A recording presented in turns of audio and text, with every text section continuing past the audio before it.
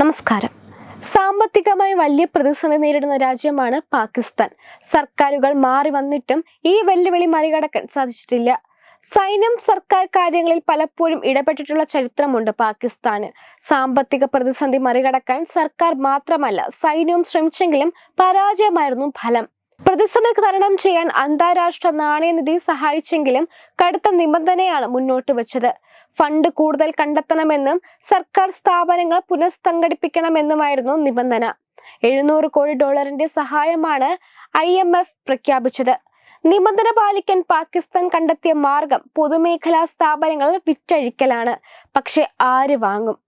പ്രതിസന്ധിയിലുള്ള രാജ്യത്ത് നിക്ഷേപം ഇറക്കാൻ ഒരു ബിസിനസ്സുകാരും തയ്യാറാകുന്നില്ല എന്നതാണ് പാകിസ്ഥാൻ നേരിടുന്ന വെല്ലുവിളി. പിന്നീടാണ് വിദേശ രാജ്യങ്ങൾക്ക് ഉപാധികളോടെ സർക്കാർ സംരംഭങ്ങൾ വിൽക്കാമെന്ന ധാരണയായത്. പതിവ് പോലെ ഇക്കാര്യത്തിലും പ്രതീക്ഷ ഗൾഫ് രാജ്യങ്ങളെയാണ്. പാകിസ്ഥാന് സാമ്പത്തിക സഹായം പ്രഖ്യാപിച്ചും എണ്ണ ശുദ്ധീകരണശാലകൾ ഒരുക്കിയും ഗൾഫ് രാജ്യങ്ങൾ നേരത്തെ സഹകരിച്ചിരുന്നു. ഗൾഫ് രാജ്യങ്ങൾ നൽകിയ സഹായങ്ങൾ സാമ്പത്തിക പ്രതിസന്ധിയിൽ നിന്ന് രക്ഷപ്പെടാൻ പര്യാപ്തമായിട്ടില്ല.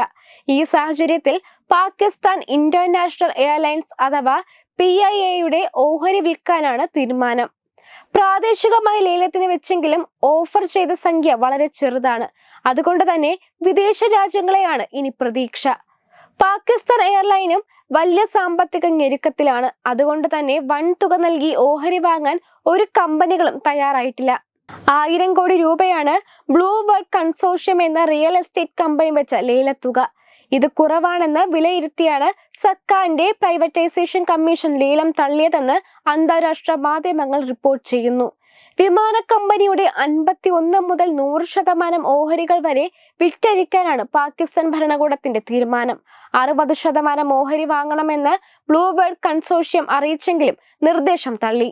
ഇനി ഏതെങ്കിലും വിദേശ രാജ്യത്തിന് വിമാന കമ്പനി കൈമാറാമെന്നാണ് പാകിസ്ഥാന്റെ ആലോചന. സർക്കാർ തലത്തിൽ പ്രത്യേക കരാറുണ്ടാക്കി UAEക്കോ ഖത്തറിനോ കൈമാറിയേക്കുമെന്നും റിപ്പോർട്ടുകൾ വ്യക്തമാക്കുന്നു.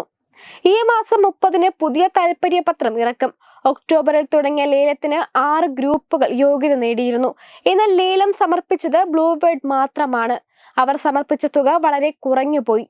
8500 കോടി രൂപയാണ് സർക്കാർ പ്രതീക്ഷിക്കുന്നത്. സ്വകാര്യവൽക്കരണ ചുമതലയുള്ള മന്ത്രി അബ്ദുൽ ഹക്കീം ഖാന്റെ അധ്യക്ഷതയിൽ തുടർന്ന നടപടികൾ ചർച്ച ചെയ്തു. ഈ യോഗമാണ് വിദേശ രാജ്യങ്ങൾക്ക് വിൽക്കാമെന്ന ധാരണയിൽ എത്തിയതത്രേ. മന്ത്രിസഭാ സമിതിയുടെ അനുമതി കൂടി ലഭിച്ചാൽ നടപടികൾ വേഗത്തിലാകും. Web desk Tattvamayi news.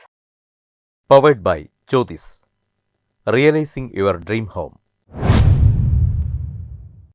Our ongoing luxury apartments projects are Crown near Karivattam, The Square near UST Global, White Manor near Attigal Ambalathara, and Evergreens Luxury Villas near Tirumala. Call 90482 55599. Jyotis Building Promoters Private Limited, Thiruvananthapuram.